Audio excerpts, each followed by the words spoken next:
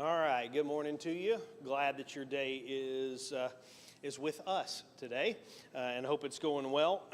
Apologies, I was outside most of the day yesterday, and little allergies are getting in my throat a bit, and so I'm drinking coffee strictly for medicinal purposes this morning. I want you to know that. We are going to be in Genesis 16, if you want to turn over there in your Bibles. We're looking at the story of Abraham this morning, and we're looking at it through the lens of God with us in moments of joy and in moments of testing. It's not always mountaintop experiences when we're walking with the Lord. Now, ultimately, we will have the most ultimate forever mountaintop experience with the Lord, forever. P.S. If you get that reference of the mountaintop experience with the Lord forever, you are a big-time Old Testament nerd, because you know what geography the Old Testament sets out for Eden, for the place where humanity and God will dwell together. Anyway, John references it as well in Revelation. So I'm not going to go down the rabbit trail right now. So. As we're looking at the story of Abraham, there's a lot of ups and downs, and there's a lot to that story. If you notice, the sermon covers 10 chapters this morning. That's a lot, moving quickly and having to hit, just bits and themes of the story. There's a lot that happens in Abraham's life, and I think there's a lot that happens in each one of our lives that are ups and downs. I can think very clearly of ups. I can think very clearly of downs, moments where it's just really hard. The song service this morning, P.S. if you're a second service person, this morning we're doing a lot of the older hymns, and I was just singing first service back there in the back, and just every song we would sing, my mind would go back to another memory, to somebody who's with the Lord now, and we're singing those songs, and so I'm remembering, and so on one hand, singing those songs hurts. I love old hymns, and my wife loves to play piano music hymns in the house. And I don't think I've ever said this to you either. But I love them, and I hear them, and I go, I love that song. And then some painful memory from somebody, somewhere, something that is no longer with me hits me, and I'm like, the Bible's the same way. I read a story, and I'm like, oh, yeah, I remember so-and-so. I remember a sermon on that. Oh, they're gone now. I can't have that. And so, in reality, our whole life is just ups and downs, and ups and downs. And there's joy and there's suffering. And sometimes there's joy mixed in with the suffering. So sometimes it's not just one or the other. It gets this weird, I don't know, dichotomy. Sure. That's a better word than I can come up with at the moment. And so Abraham's story is the same way. What we're going to do is we're going to look at two portions of Abraham's story that we don't really usually spend a whole lot of time on. And we'll see where it goes. So we're going to be in Genesis chapter 16. Most of us know that, or hopefully you do, the story of Abraham is that God promises Abraham and Sarah a son. Part of the struggle is that they are 75 and 65 years old when that promise is made. That promise lingers for about 25 years, and I'm not going to say God does nothing. God shows up several times in their story, but the promise that they keep waiting on hadn't happened. And so in the midst of all this up and down and waiting and waiting and waiting and waiting and waiting, Abraham and Sarah come up with an idea. And there's a tie-in to last week as well in this story. It's a theme that gets woven throughout the Old Testament. So anyway, lots of different reasons I want to look at this. Let's dive in. This is chapter 16 of Genesis. Now Sarai, Abram's wife, P.S. if you're not familiar with those two names, Abraham and Sarah are what we usually refer to them as, but their names are Abram and Sarai. God changes their name. We'll cover that in the sermon later. Now Sarai, Abram's wife, had borne him no children, but she had an Egyptian slave named Hagar. So she said to Abram, the Lord has kept me from having children. Go sleep with my slave. Perhaps I can build a family through her. And the next phrase is a little, I don't love the way that the NIV translates it, but it says, Abram agreed to do what Sarai said. Okay? A little bit more literally, Abram listened to the voice of Sarai. That's what he did. He listened to the voice of his wife. Now, I brought this up on Wednesday. One of the most transformational things in my Bible study journey was one of my professors bringing to light a skill that I needed to have, that everybody needs to have. And that professor told me to always ask the question, where does the Bible use this language also? Where does the Bible recycle this material? Is it used somewhere else?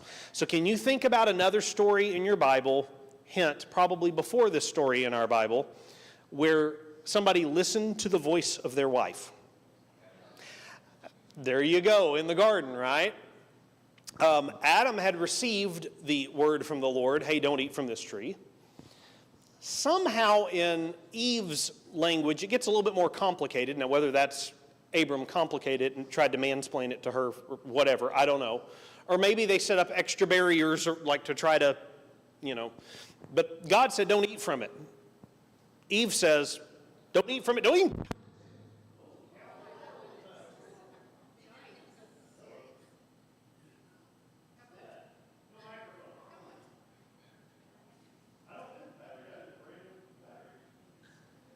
Hello? Hello? Okay. I don't know what's going on with our microphones. All of a sudden it quit. So Eve sets up this barrier, goes, no, don't even touch it. Don't even go near it. Don't. Okay? When the serpent says these words, oh, no, God didn't really mean that, right? He didn't want you to eat it. It will make you like God. Now, P.S., what did chapter 1, verse 27 of Genesis tell us? They're already in the image of God. They're already like God. But the lie the serpent tells us, well, you don't have everything you need. This will make you like God. How often does Satan attack us by telling us we need more? You don't have enough. You need more. That's the lie. Now, if you read the text carefully, Adam is standing right there with her. They are together. They're standing right there side by side. Adam is supposed to tend and protect the garden. What does he not do? He certainly doesn't protect it. You're supposed to keep out things that would harm it. And here comes the serpent in telling lies, and Adam is standing right there and says nothing. Does nothing. Until he listens to the voice of his wife. Okay? Which, short sidebar. This is not the point of this lesson, but short sidebar. I always get the question, well, who sinned first? The answer is yes. The serpent is lying, Adam's not protecting, and Eve bites, and so does Adam. It's not a who did it first, it's that sin affects everything. And it does. It affects everything. It all falls out. All of them are a mess. Okay, moving on. I saw a hand. Yes. Before we make that whole theological argument that women are bad and should not listen to the voice of women, Eve listened to the voice of the serpent. Yes. So it's Yes. listen to that voice of dissension. Yes. There is a theme, however, set up in the Old Testament where occasionally you will see people listen to the voice of their wife, and it does not go well. And it's not that you can't trust your wife. It's not that you can't listen to women. P.S. In the time of, I believe it's Hezekiah, there are multiple prophets, including Jeremiah, and yet the king goes to Huldah, the prophet, female, and listens to the voice of Huldah, and guess what? Is very blessed and rewarded for doing so. So it's not a, oh, women bad, don't listen to women. It's a contrast between who are you listening to, God, or are you listening to the one you're in close relationship with? Does it contradict? Is this a godly balance? And when we side with, well, this will make her happy, or this will make him happy, or this will make them happy, and we're not doing what God called us to do, what happens? Calamity, chaos, bad problems. Yes, ma'am. But if you look, God told man, you may not eat. He didn't tell Eve, he told man, but he also told me he was supposed to take care of Eve. So it's kind of a group thing, like you said, it's not who did it first. Mm-hmm. It's more of a group thing. It is a mess. It is, when they, plural, together, don't do what God says together, bad things happen together, and that theme keeps winding its way through Scripture. God has promised Abram, God promises Sarah at various points directly, but you would think that if you tell Abraham and he's chuckling about it, surely he told Sarah and she's chuckling about it. Got to assume that. You mentioned something, and I wanted to elaborate on it, and that's gone. What was it?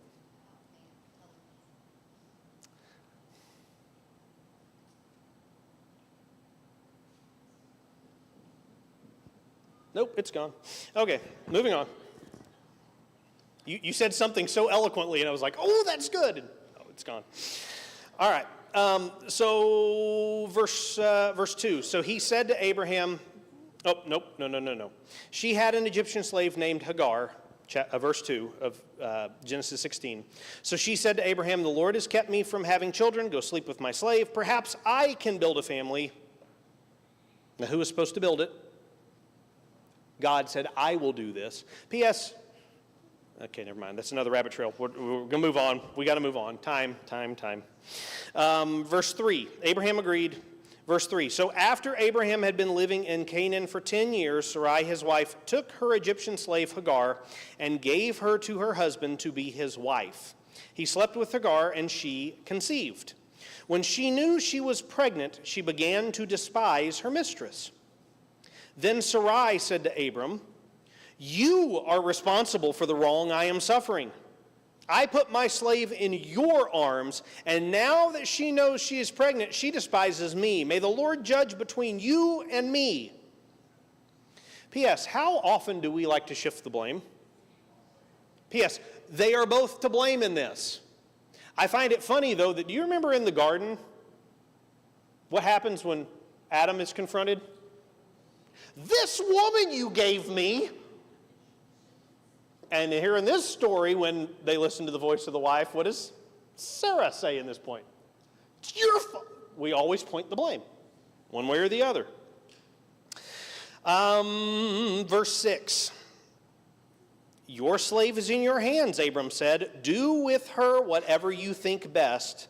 Then Sarai, what words do you have there to describe what Sarai does to Hagar? Anybody have anything other than mistreated? Dealt severely, dealt harshly. Anything else? Okay, that's usually what I find. Every once in a while, I think maybe there's two English translations that get it, I think, hit the nail on the head. Looked with contempt, okay? Yeah, that's getting there. Let me ask you this question. In Egypt, Pharaoh and the Egyptians do what to Israel? Okay, suppress. There's another word that's very similar. Oppress. They oppress them. Okay? In Egypt, Pharaoh and the Egyptians oppress Abraham's family. Here in the text, we have Abraham and his family oppressing Hagar, the Egyptian. The word is oppress. It's the same word used for what Egypt does to Abraham's family in the book of Exodus. And here in Genesis, Abraham and his family are oppressing this Egyptian. I'm going to let you just ruminate on that a little bit.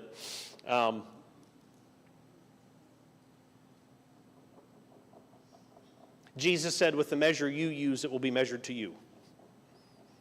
What you dish out will be dished back to you. Just let that soak in for a little bit. Who oppressed who first?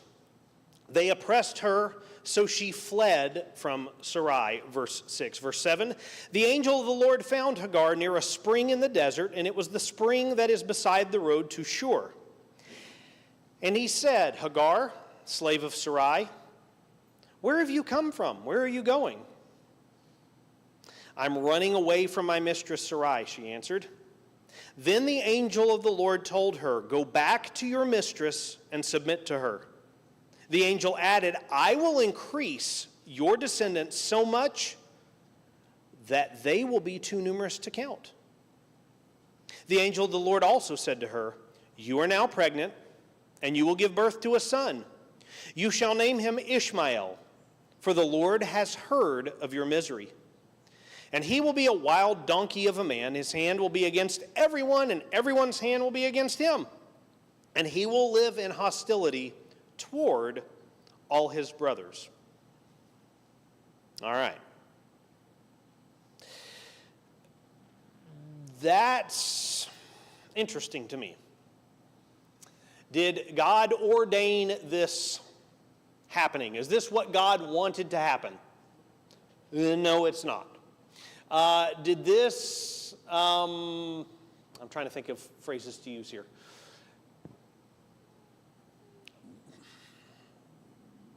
How do you take it? Is this a good event that happens, Abram and Hagar, or is this a bad event that happens?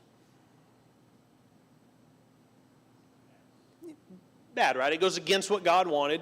God wanted something else. This is what they bring about. Yet what does God do in the middle of it? Does he curse or does he bless? He hears the suffering, doesn't he? And he blesses. He's going to protect her. He's going to provide for her. He makes this almost the same promise with Hagar as he did with Abram. Look at the phrase.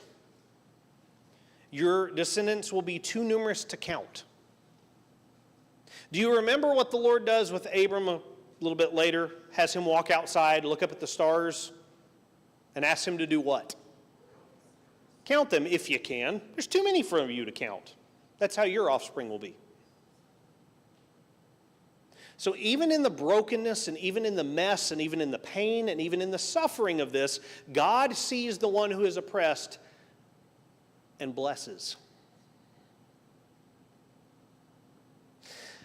Now, you're going to see the fallout from this. Is it all blessing? Is it all rosy? No, there's going to be pain from this. Ishmael and his tribe and his family, they're going to be wild donkeys of people. My wife every once in a while suggests that we get a donkey. Anybody been around a donkey before? You ever been around a wild donkey before? Holy cow. Let me tell you about Alvin the wild donkey. We had Alvin the donkey on our farm growing up. Alvin the donkey was... There's a really good King James word for donkey I want to put in here, but I'm not going to do that. Alvin was just, boy, he was difficult. When you wanted him to go, he would stay. When you wanted him to stay, he would go. If you opened a gate for him, he would try to jump over the fence. If you closed the gate, he would try to push the gate down. When you'd walk up to him with feed, he would knock the feed out of your hands and run it all in the dirt. When you didn't give him feed, he would kick the door and try to get into the feed. And he might kick you in the process. That kind of person. Well, that kind of animal. That kind of animal. Good old Alvin. Don't know whatever happened to Alvin. Don't really care. That's kind of what we're getting set up here at the beginning of Genesis, of this story of Ishmael and his family. They're going to be that kind of stubborn. They're not going to do what's right. They're always going to cause problems. They're always going to be that way. Now, from Ishmael, we end up finding Ishmaelites in your Old Testament. About 98% of the time, they behave that way toward the rest of Abraham's family.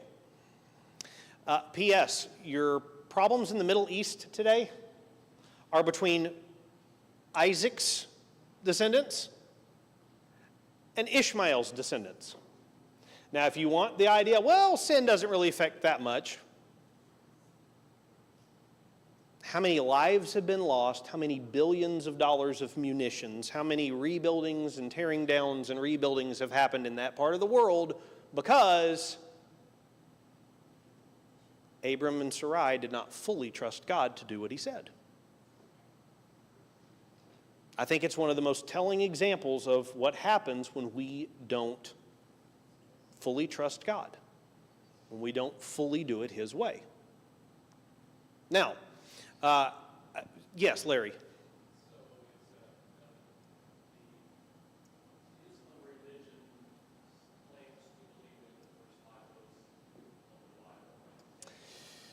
They use bits and pieces of it to their convenience, yes.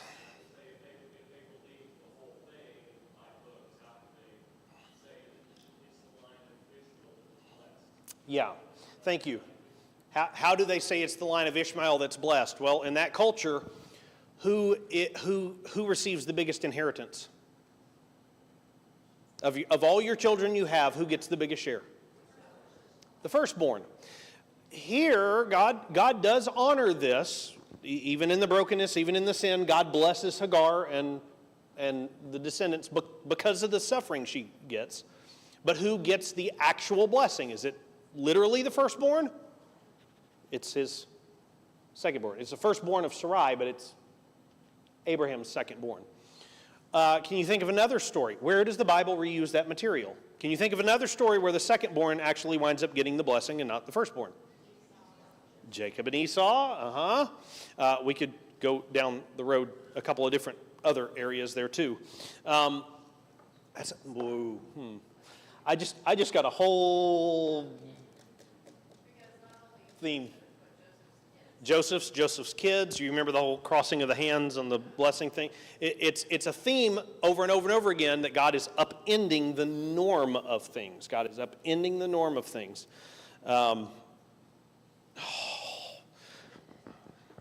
It is hard to run down a rabbit hole when there are so many rabbit holes off of that rabbit hole, but this is the struggle with Genesis. Okay, so God, even in the wrongness of that, God does right by those being oppressed in that. Okay? And I want us to go back to chapter 12 real quick. I just referenced this in the sermon. I don't actually bring it out that much. What God promises Abram in chapter 12 is, I'm trying to think of the right word for it, shocking to me, even disorienting in a way. Look at the blessing, the fivefold blessing to Abraham. This is verse 2 of Abraham chapter 12. Genesis chapter 12. I will make you into a great nation, and I will bless you.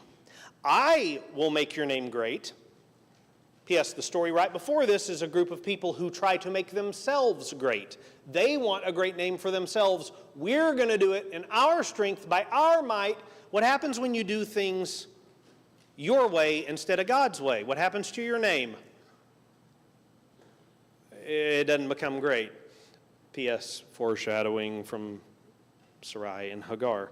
But right here, God tells Abram, I will make your name great, and you will be a blessing. I will bless those who bless you, and whoever curses you, I will curse. And all peoples on earth will be blessed through you. That's the fivefold blessing. 5 times God specifically uses blessing. I want to look at the beginning of 3. I will bless those who bless you. Okay? I will curse those who curse you. Now think about this. God has so intimately bound himself with a people, Abram, his family, that if they walk into the room and are a blessing to the world, what does God do to the world? He blesses them, right? If you are a blessing to somebody, generally speaking, what are they going to do back to you? Bless. So if I walk into the room and I'm part of this promise and I come in and I am a blessing in this situation and there is a good relationship, what does God bring into that? Blessing. Now, can some people just be awful people and just curse you no matter what you do? Yep. I have had multiple experiences with people who are down on their luck and having a hard time and in need. And I could tell you countless stories of helping people in need, and amazing things happen, okay? So me sharing this story, don't make this tinge all kind of good efforts to help people. There was a person in a town that we lived in, I'll just leave it that vague, who was in need, genuinely in need. They were in need. Some of that might have been their own doing. Some of that absolutely was not their own doing. They were in need, okay? And some of us tried to help this person in need, not by doing what they wanted us to do, but actually taking care of their needs. Got it? They were starving. What does Jesus say? For I was hungry and you gave me something to eat. We gave them something to eat. I was naked and you clothed me. We clothed them. I was sick and you cared for me. We actually ended up taking care of some of these person's medical bills. I was in prison and you, guess what this person did? They got locked up and we helped minister to them and take care of them, right? All we did was bless this person and try to help this person get on their feet and get back right and do. We did all kinds of things to help this person. And in the end, this person did nothing but curse us all up and down one side and the other, destroy everything. That was rare. Rare. Very rare. But it happened. So does that happen sometimes where somebody just curses you no matter what? Yes, it happens. And God says, what will happen in that? If they curse you, they will get blessed. But could I walk into a situation and somebody walks up to me and goes, hi, how are you? And I just go, bam! You're stupid! What do you think they're going to do to me if I do that to them? What reaction am I eliciting? Curses. And if they curse me, God has so tied himself to Abraham and his family that if they go walking around acting like jerks, guess what God is obligated to do?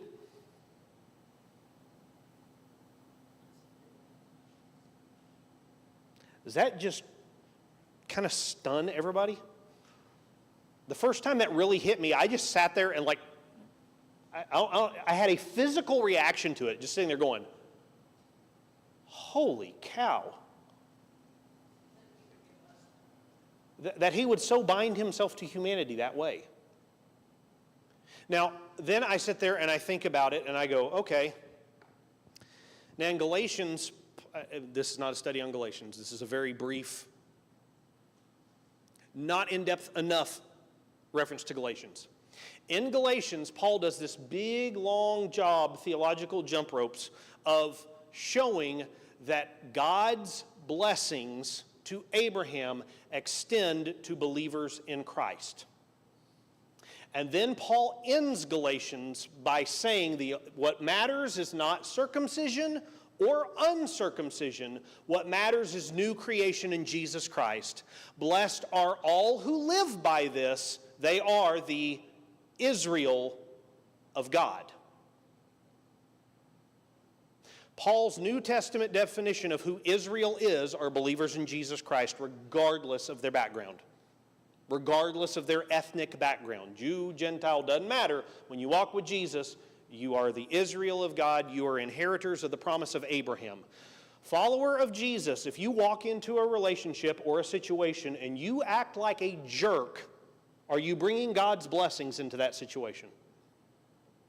And how is God going to deal with you?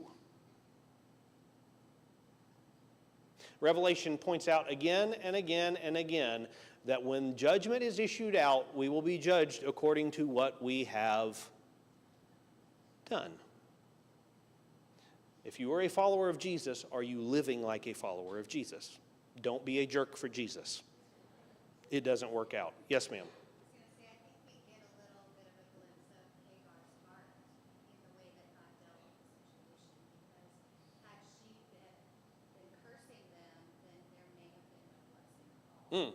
Hagar doesn't curse, does she? She flees for her own safety. Also, when the angel says, go back, what does she not do? You blankety blank, you don't understand. She says, okay, I'll trust. This isn't a competition, but is that Abraham type of faith to go back into an abusive situation that God has called her back into and trust that it's going to work out? That requires a lot of faith from Hagar, if you ask me about it. Flip over to, oh gosh, we don't have enough time. Go to chapter 21. Isaac is born, yay! Hagar and Ishmael and Isaac and Sarah still not getting along, things not going well. This is verse 8 of Genesis 21. The child grew, that's Isaac, and was weaned, and on the day Isaac was weaned, Abraham held a great feast. But Sarah saw that the son whom Hagar, the Egyptian, had borne to Abraham. P.S. Do you keep seeing how whoever wrote this in its final form keeps pointing out the Egyptian, the Egyptian? P.S. The next book you get to, what's the problem? Mistreatment in Egyptians. Again, it's just telegraphing what's coming. Was mocking, verse 10, and she said to Abraham, get rid of the slave woman and her son, for that woman's son will never share in the inheritance with my son Isaac. The matter distressed Abraham greatly because it concerned his son. But God said to him, do not be distressed about the boy and your slave woman. Listen to whatever Sarah tells you. There's God saying, listen to the voice of your wife. Because it is through Isaac that your offspring will be reckoned. I will make the son of the slave into a nation also because he is your offspring. Again, Abram, I've made promises to you. You've screwed it up, but I'm still going to honor it.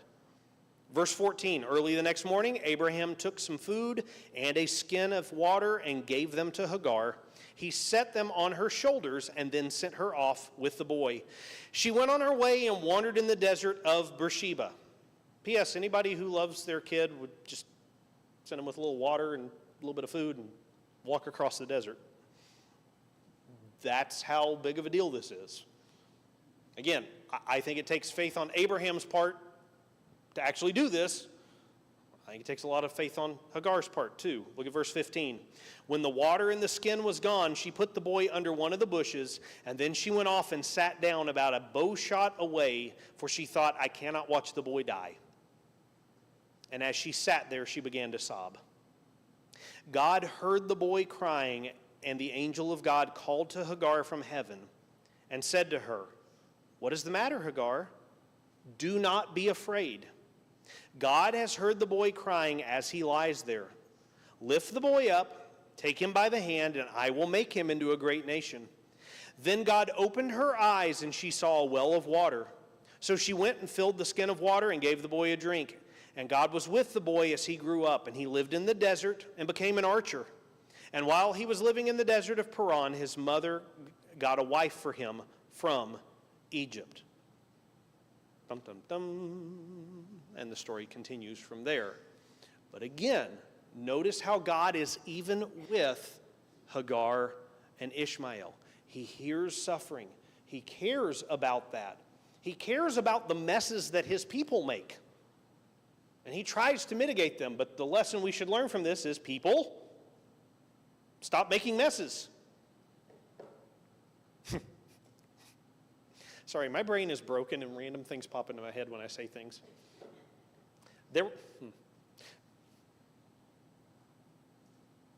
Yeah. Anybody know the name Bob Newhart? Okay.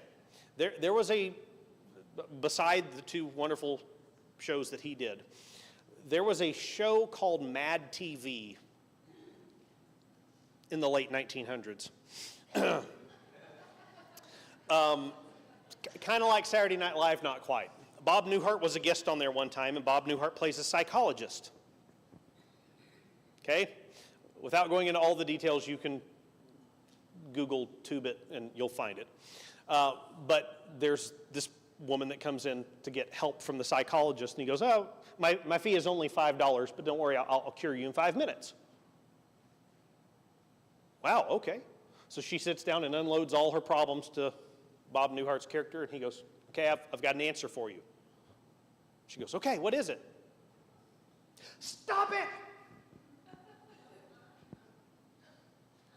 Well, but I'm struggling with this. Stop it! And that's hilarious. Go watch it. It's funny. It's funny. The way it ends is particularly funny. I'm not going to go there. But here's the deal. Sometimes throughout these stories, as we read them, it's really easy to just read them and go, wow, wow, messed up, wow, strange, weird, ugh. And what God is yelling to us in the background of each one of these stories is, stop it! Stop doing this! It doesn't work! He works through it. He works to make it right. But over and over again, his people keep causing so many problems, and God's going, stop it! And when God's son Jesus shows up, he goes into the temple, and what does he do? He stops it. Stop it! And eventually God shows up at the temple by way of the Roman army, and what do? They stop it. Stop it. Do what God calls you to do, and it works out so much better. It's not always easy. It's not always peaceful, but it will work out. So, as far as Bible class is concerned, stop it! Go get some coffee, go get some cookies, talk to somebody you don't know very well or somebody you haven't seen in a while, and we will gather for worship in about 15 minutes. God bless.